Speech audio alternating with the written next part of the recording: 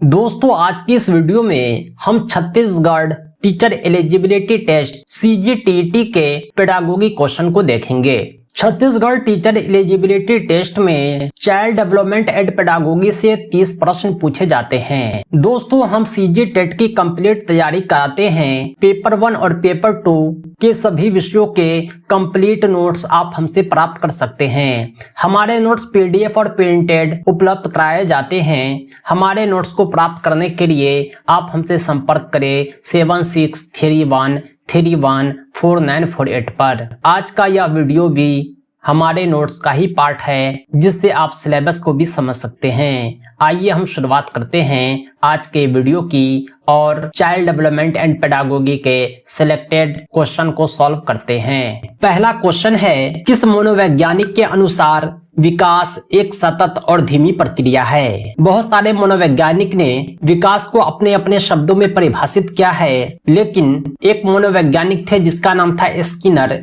इन्होंने विकास को सतत और धीमी प्रक्रिया कहा है, यानी विकास जो होता है ये लगातार चलता रहता है। वृद्धि की तरह एक लिमिटेड टाइम पीरियड के बाद रुक नहीं जाता, बल्कि जीवन भर चलता ही रहता है। वृद्धि रुक जाती है लेकिन विकास जारी रहता है। क्वेश्चन नंबर 2 है, व्यक्तित्व विकास की अवस्था है। व्यक्तित्व विकास की अवस्था क्या है? 4 ऑप्शन आप देख रहे होंगे। अधिगम एवं वृद्धि, व्यक्तित्व अध्ययन, उपचारात्मक अध्ययन, इनमें से कोई नहीं।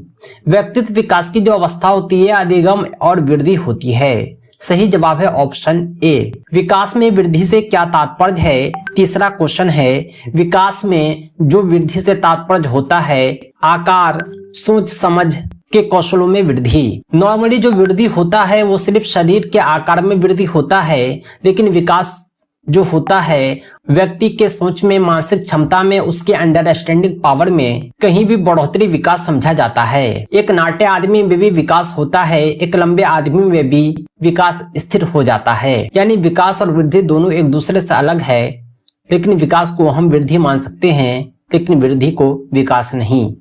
नेक्स्ट क्वेश्चन है 4 नंबर, तनाव और क्रोध की अवस्था है। कौन सी अवस्था को तनाव और क्रोध की अवस्था माना जाता है? क्या शैशवावस्था को तनाव और क्रोध की अवस्था मानते हैं? क्या बाल्यावस्था को मानते हैं? क्या वृद्धावस्था को मानते हैं?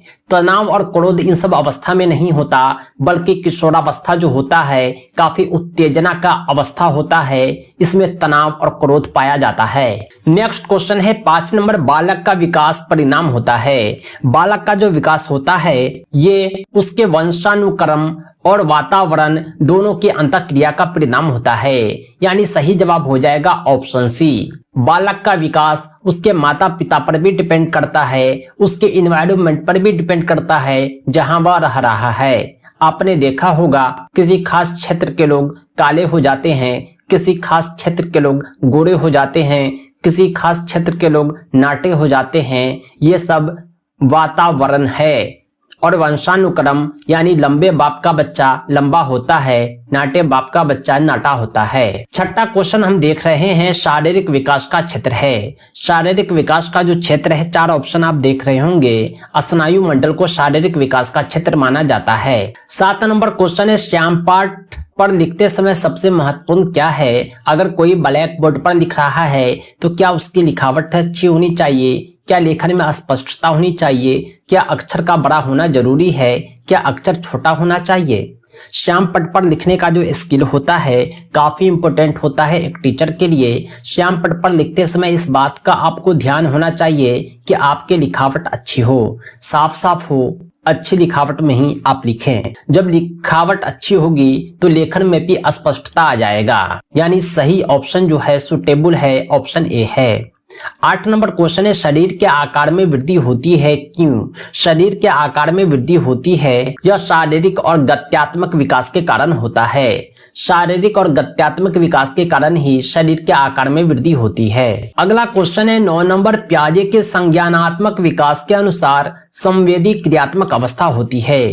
पियाजे ने जो संज्ञानात्मक विकास का सिद्धांत दिया था उसमें जन्म से 2 वर्ष की आयु को संवेदी क्रियात्मक अवस्था माना था, क्योंकि इस अवस्था में बालक जो होता है काफी छोटा होता है, उसमें न मानसिक विकास की कमी होती है, उसमें शारीरिक विकास की कमी होती है। उसका जो विकास होता है केवल और केवल एक्टिविटी बेस्ड ही होता है, गतिविधि के आधार पर ही वे क्रिया करते हैं, आगे बढ़ते हैं। इसे ही कहते हैं संवेदी क्रियात्मक अवस्था। क्वेश्चन नंबर 10 है, निम्न में कौन सा कथन सत्य है? लड़के अधिक बुद्धिमान होते हैं, लड़कियां अधिक बुद्धिमान होती है, बुद्धि का लिंग से संबंध नहीं है, सामान्यतः लड़के लड़कियों से अधिक बुद्धिमान होते हैं।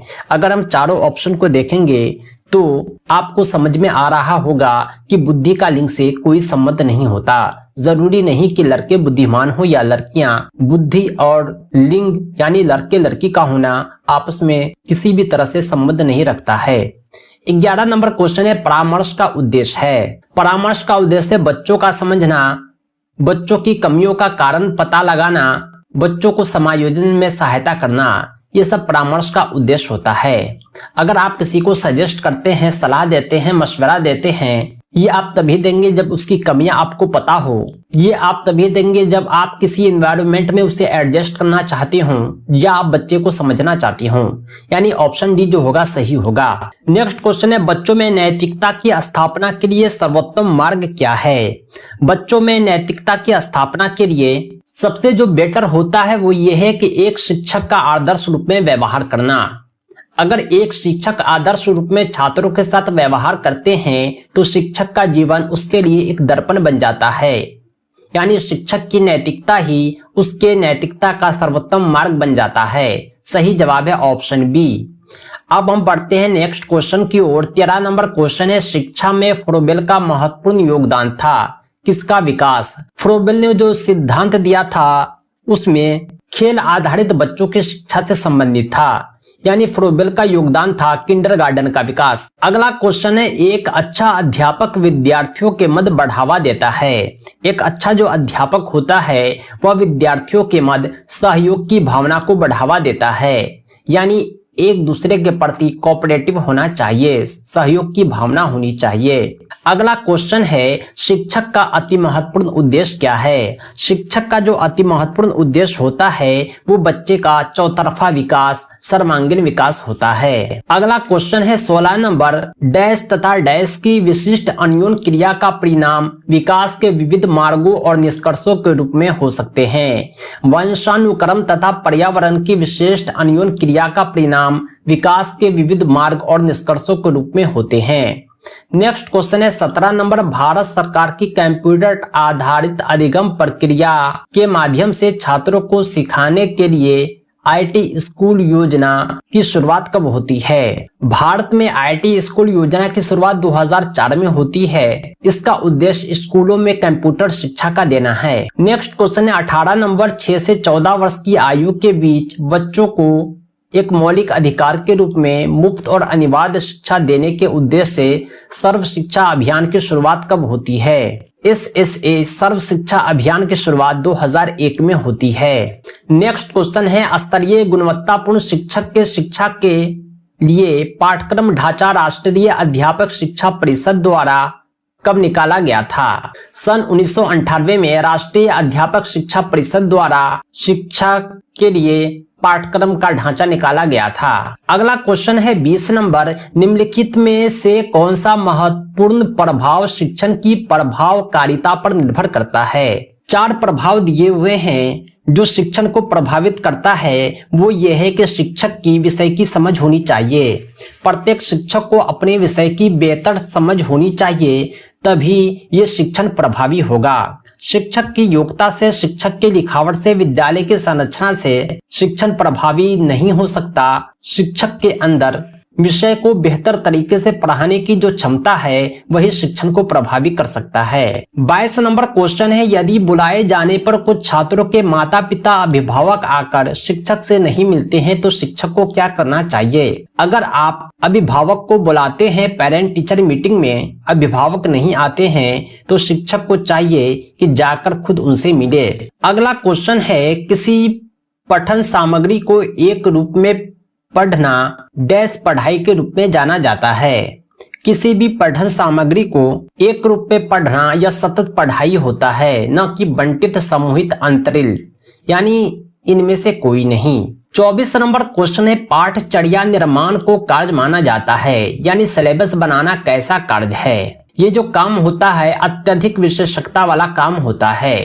बच्चे को क्या पढ़ाना है ये सिलेबस ही डिफाइन करता है। सिलेबस ही उसकी सारी आवश्यकताओं को पूरा करता है। सिलेबस ही उसे उचित मार्गदर्शन देता है। इसलिए सिलेबस तैयार करते समय काफी सावधानी बरतनी होती है। ये मोस्ट रेस्पॉन्सिबल वर्क माना जाता है। लास्ट क्वेश्चन है, विद्यार्थियों की प्रशंसा की जानी चाहिए। विद्यार्थियों की प्रशंसा किस तरह की जानी चाहिए। विद्यार्थियों की प्रशंसा हमेशा लोगों के बीच की जानी चाहिए, क्योंकि जो लोग उसकी प्रशंसा को सुनेंगे वो मोटिवेट होकर के अपने अंदर बदलाव लाना चाहेंगे। इससे पॉजिटिव असर पड़ेगा समाज में और बच्चों का भी हौसला बढ़ेगा। सही जवाब हो जाता है ऑप्शन सी।